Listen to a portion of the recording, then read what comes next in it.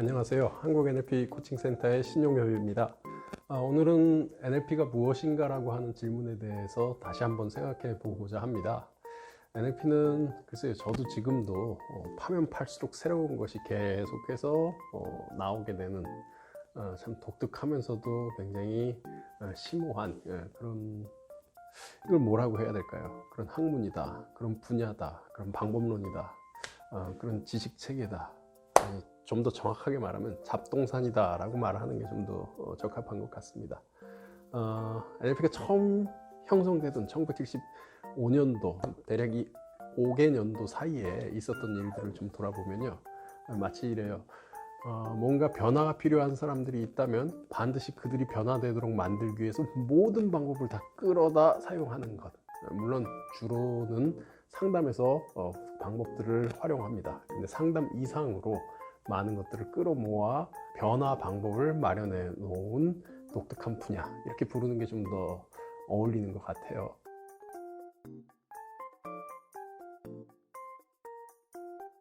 근데요, 여기서 한번 생각해 볼 것이 있습니다. 여러분, 상담을 받아보신 적이 있으신가요? 혹은 이 영상을 보고 계신 상담사 분들이 계실지 모르겠습니다. 상담을 받으러 오는 사람들, 그들, 여러분이든 상담사로서 만나는 클라이언트들, 그들을 한번 생각해 보신다면요, 대략 이렇습니다. 내 삶에서 변화가 필요해요. 문제가 있어요. 근데 이 문제를 해결하는 데 있어서는 아무런 방법도 없습니다. 아무런 방법이 없기 때문에 상담을 받으러 왔어요. 도와주세요. 한번 생각해 보십시오. 자, 넓게 열어놓고서 한번 생각해 보는 건데, 인생에 있어서 어떤 문제가 있을 때, 저도 물론 겪어본 적이 있습니다만, 문제가 있을 때 지구상에 존재하는, 온 세상에 존재하는 어떤 방법이든 다 끄집어 모은다면 이 문제를 해결하지 못할까요? 인류 사회에서 이런 얘기를 하죠. 하늘 아래 새로운 것은 없다. 하늘 아래 풀러내지 못할 문제는 없다. 그런데 오로지 문제가 있다면 이것 같아요. 지금 어떤 일이 있고요, 그 일을 해결하기 위한 뭔가의 선택을 찾아 나가는 데 있어서 내가 선택할 방법을 모르고 있다. 세상에 존재하는 모든 지식과 모든 경험, 모든 솔루션을 다 모아서 지금 내가 경험하고 있는 이 일에 대입을 해볼 수 있다면 우리는 그 문제를 해결할 수 있을 겁니다. 동의하십니까? 이 말은 동의하더라도 사실 지금 내가 겪고 있는 이 문제를 해결하는 데는 특효약이 없는 경우도 있겠죠. 아니요, 그렇게 생각이 될 겁니다.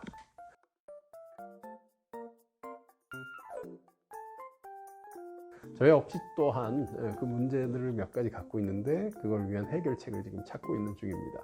그런데 다시 돌아갔어요. 우리는 어떤 문제를 갖고 있고 그 문제를 해결하기 위한 방법이 내 머릿속에 없다. 내 머릿속에 방법을 마련하기 위해서는 우린 뭔가를 알아야 합니다. 그렇다면요, 상담이라는 것은 뭔가 문제를 해결하기 위해 지식을 얻는, 지혜를 얻는 대화의 자리일까요? 근데 많은 경우에 상담의 모습을 보면요, 지식을 얻는다던가 지혜를 얻는다기보다는 상담사가 마음이 힘든 사람의 말을 들어주는 과정, 이 정도로 정의가 됩니다. 상담사를 찾아서 내 문제를 해결할 수 있는 방법, 달리 말하면 어떤 지혜를 구하는 것 같은데요, 근데 지혜를 구할 수가 없어요. 어떤 경험 많은 상담사들은 뭔가 조언을 하기도 합니다. 근데 이런 얘기도 해요. 상담에선 조언하지 말아라. 아니, 그러면 상담이라는 건 뭘 하는 겁니까? NLP가 형성되던 1970년대 초로 다시 돌아가 보죠. 이 당시엔 이런 시도들을 했습니다. 클라이언트가 갖고 있는, 내담자가 갖고 있는 문제들을 듣습니다. 일단 들어야죠. 잘 듣다 보면요, 말을 들으면요, 그 상대방이 뭘 말하는지, 어떻게 말하는지를 알게 됩니다. 뭘 말하고 어떻게 말하는지 알게 되면요, 두 번째 단계로 넘어가게 되죠. 당신이 어떻게 말합니다 라고 하는 것을 알게 된 것을 오히려 들려줍니다. 저는 이거를 제 훈련 안에서 피드백이라고 부릅니다. 어떤 모습이 보였어요. 어떻게 말하시더라고요. 그때 감정이 어떻게 느껴지던데 알고 계세요? 그렇게 말씀하고 계신 것? 대체로 상담을 받으러 오신 분들은 잘 모릅니다. 사실 이렇게 생각이 들 정도예요. 자기 모습을 모르기 때문에 어떻게 말하고 있는지, 어떻게 경험하고 있는지를 모르기 때문에 지금 문제를 경험하고 있는 것이다.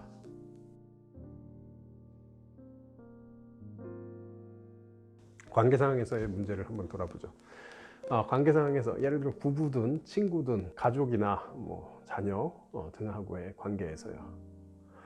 상대에게 뭔가를 이야기합니다. 근데 상대가 내 얘기를 들어주지 않아요. 그래서 답답하고 화가 나죠. 도대체 내 이야기를 왜 들어주지 않는 걸까요? 따져댑니다. 관계는 갈수록 어려워지고요. 점점 골마가죠.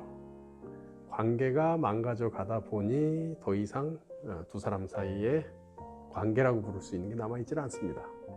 이게 보통 친구 사이라고 하면 그냥 헤어져 버릴 수도 있겠죠. 그런데 가족이라고 하면요. 가족은 헤어질 수도 없습니다. 쌓이고 계속해서 쌓이죠. 글쎄, 부부 사이엔 요즘 많이 멀어지기도 합니다만, 그럼에도 불구하고 뭔가 해결하고자 생각을 하죠. 자, 어떻게 해야 되나요? 저는 괜찮은데 얘가 문제예요. 대체로 들어보면 이런 얘기들을 합니다. 어떤 모습이 보이고 어떻게 말을 하고 있는지를 들려드리게 되죠. 뭐 종종 이런 것들이죠. 예를 들면 너무 무서워요.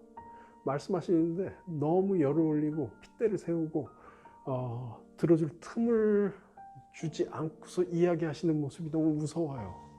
선생님하고 아무 관계가 없는 제가 무섭게 느껴진다면 선생님의 자녀분은 어떻게 느끼게 되실까요?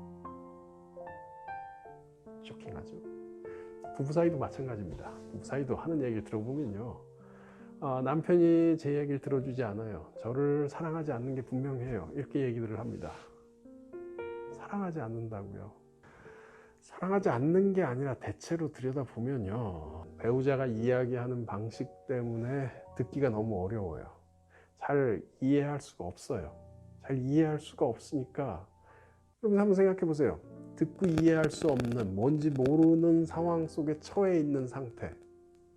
이걸 매일 경험한다고 생각해 보십시오. 어찌 보면 매일 대학 전공 수업을 하루 종일 듣는다? 이렇게 생각해 보면 어떨까요?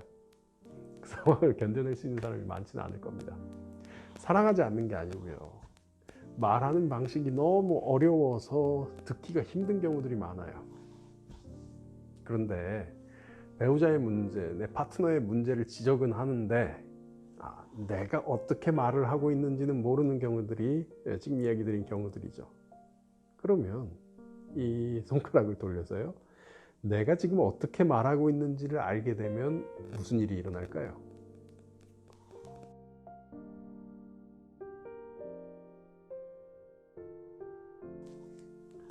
예를 들면 저는 이렇게 피드백 드리기도 했습니다.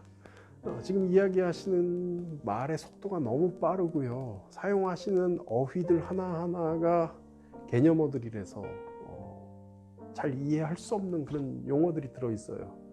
좀 더 일상으로 편하게 이해할 수 있게끔 표현해 주신다면 제가 잘 이해할 것 같은데 지금 제가 얘기 드린 이 피드백이 어떻게 느껴지세요? 대체로 보이는 건 깜짝들 놀랍니다. 자, 우리에게 필요한 지혜는요, 뭔가에 대한 알미일 수도 있겠지만 대체로는 나 자신에 대한 알미입니다. 내가 어떻게 말하고 내가 어떻게 하고 있는지를 알게 된다면 내 모습에 뭔가 변화가 필요하다는 걸 알게 되죠. 자, 변화가 필요하다는 걸 알게 되면요, 이때부터 동기부여가 됩니다. 뭔가 변할 수 있는 준비가 됩니다. 변할 수 있는 준비가 되면 변합니다. 방법만 알려드리면 됩니다. 이 작업이 NLP의 많은 모습이에요. 그리고도 전해드릴 얘기들이 많습니다. 자, 오늘은 여기까지요. 다음 순서를 기대해 주십시오. 고맙습니다.